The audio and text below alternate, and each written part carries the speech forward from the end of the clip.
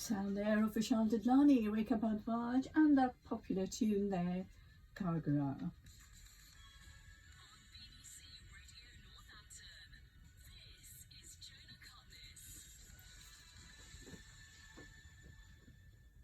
And the time now, 6:20.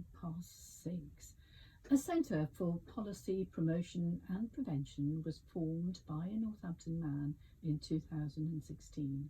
His memories of the War of Liberation of Bangladesh and of life as a refugee in India with his family has inspired Imran A.Chowdhury to promote interfaith harmony and to make young people from the Bangladeshi community aware of some of the dangers of religious extremism. Now, tomorrow is the 16th of December, 49 years since Bangladesh became independent, and of course it's known as Victory Day. And when Bangladesh became an independent nation, Imran Chowdhury was a refugee in India. He is, of course, the founder and CEO of the Centre of Policy Promotion and Prevention, and he joins me in the studio now. So, Imran, thank you very much for coming along on a Sunday evening.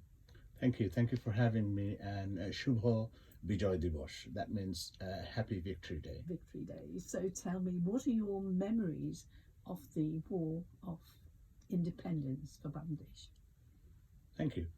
My memory of Bangladesh Liberation War was, at the time I was 10 years, 8 months old. On the 25th of March, all of a sudden, at the dead of the night, the Pakistan army started indiscriminately killing people in the capital city of Dhaka.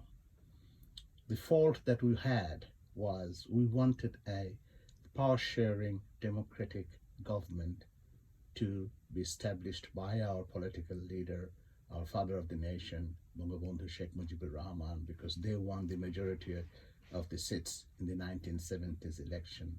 But the Pakistan military junta were not ready to give democracy. They wanted to have a martial law and a military regime. So they thought they will be able to quell the uprise of the demand for a power-sharing democratic government by cracking down.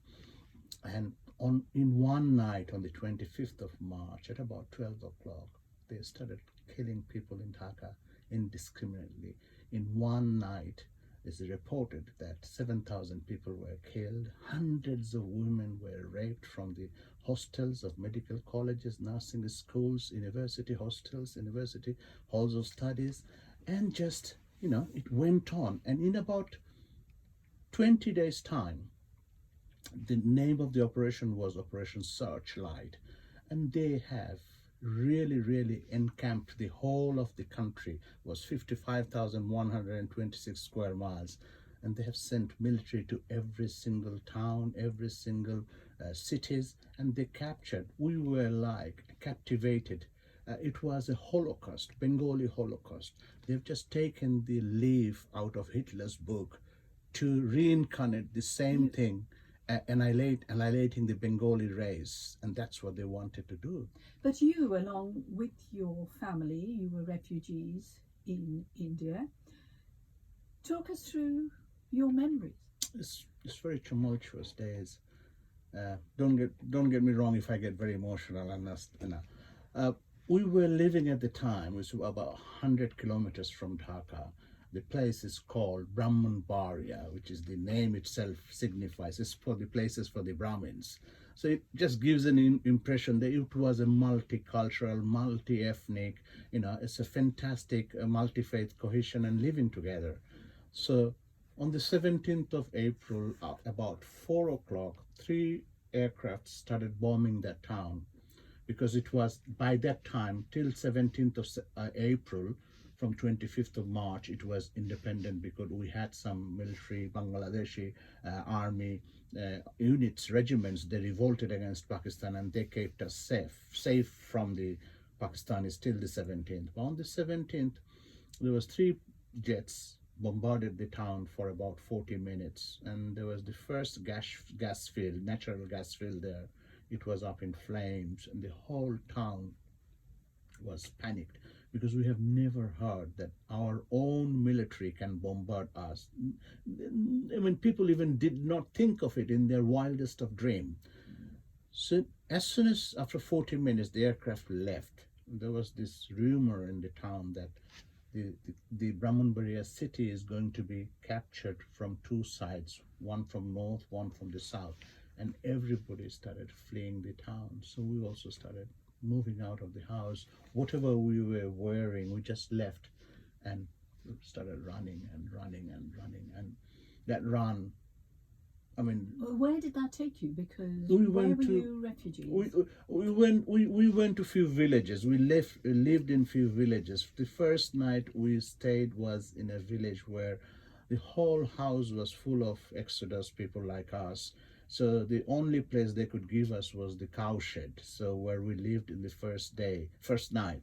And then about 17 to 20 days, we moved from villages to villages to villages to villages. And then finally we took a journey, 17 months long journey, to pour into the shores of India with a lot of trepidation, a lot of reservation, a lot of fear in us that how Bengali Muslims, we are Bengali Muslims, when we've been killed by Pakistani Muslims and we are trying to go and seek refuge to Hindu India.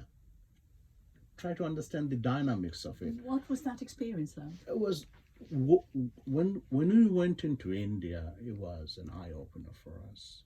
The Hindu Indians were so benevolent. I owe my life to them. Trust me. They embraced us with their open arm, gave us their own room. They gave money for us to go and buy some clothes and quilts and bed sheets and covers.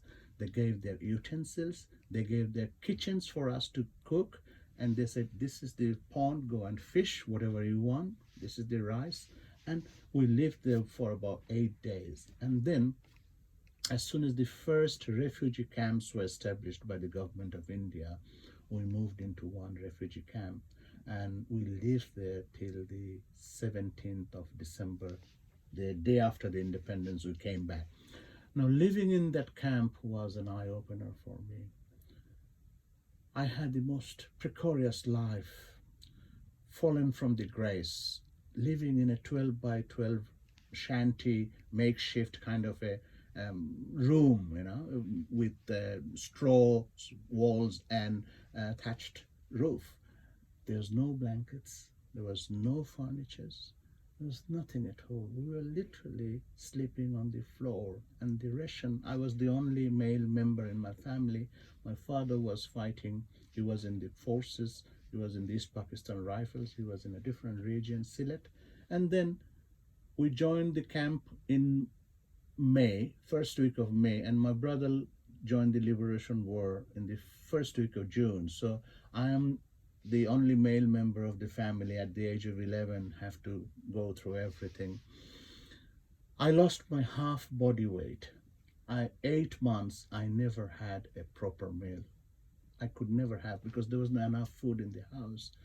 My job was to go to the jungle to cut trees and branches of trees and bring them home and then dry them to make use of them as a firewood. Go and stand in the ration queue for hours and hours on end. By the time, in many nights, by the time I reached the front of the queue, there was no ration left, and they said, sorry, we can't give you anything for tonight. So how long did this last, and when did you return to Bangladesh? We returned on 16th of December. It was the help of the Indian government and the Indian army. They fought side by side with our freedom fighters, and it was the thrust that Indian army could gave to the Pakistan army that on the 16th of December, 93,000 Pakistan army surrendered to the Indian army, the allied forces, Bangladeshi and Indian army allied forces. And that was the biggest surrender after, I think, Mussolini's surrender in Italy. And then 17th of December, we left India when we came back. But the journey itself was the most tumultuous journey.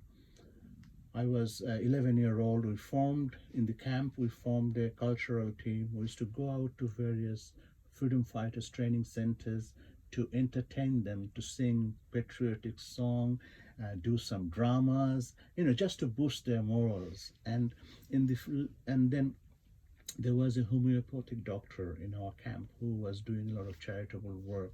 and I used to give him one day to make all these homeopathic medicines, how you fold them to give it to the refugees from other camps.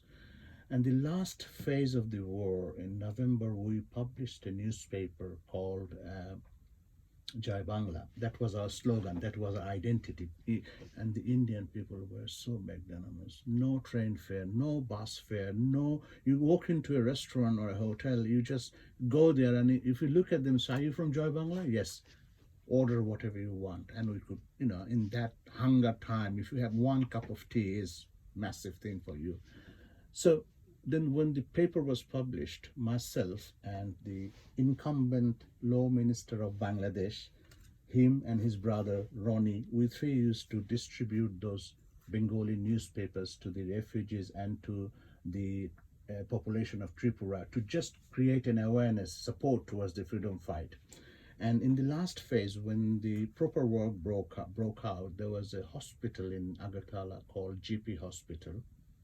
And there was a ward named after Joy Bangla Ward for the injured freedom fighters. And our job is to go there every day in the morning and help the nurses. There was thousands of freedom fighters coming from the front with limbs and torn, bleeding profusely. The eyes are gouged out of their sockets. And our job is to go and talk to them, give them medicine, because there was not enough nurses to help those freedom fighters. The thousands of them littered all around. That scenery. And then, So on the 16th of December, that's the time that you went back. 17th. 17th. But it was jubilation for you, yes. but there was also sadness because you lost family members. Yes. Well, we did not know. We came back, smiling. The triumph of our life. We got a land for ourselves. It's very precious. The Bengalis are very, very attached to their little land that we have. We are one of the most thriving races in the Indian subcontinent. And our patriotism, we are not the most militant kind of race. We're not martial race, but we have very different kind of pride in ourselves. We love our country. We're very poetic people. If we have any anger to, have fight with someone, we express our anger with poetry and songs and folklores.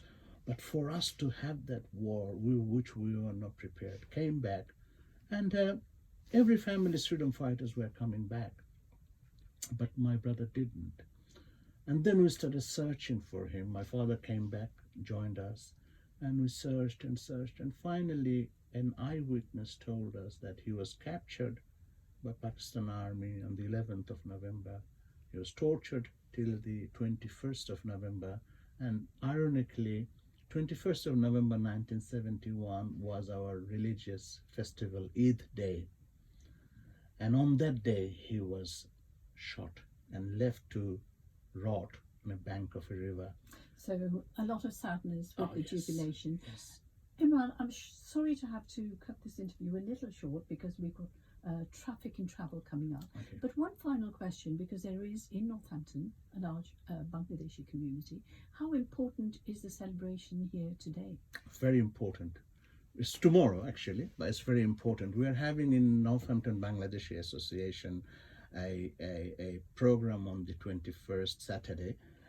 This is very close to our heart. This gives us a identity as a Bengali race, and we owe our liberation. We've been supported by UK, we've been supported by Russia, we've been supported by India, and we are indebted to all of them because for some weird reason the whole world turned a blind eye towards our Holocaust, towards our genocide, towards the rape and the destitution of people, displacement of people. So yes, we are very proud, and this is very close to our heart. Every Bengali looks forward to 3 days. One is tomorrow, the Victory Day. One is the Independence Day, 26th of March, and the Language Day on the 21st of February. Okay. Imran, thank you so much for joining me today. Imran A.Chowdhury, founder and CEO of the Centre of Policy Promotion and Prevention, joined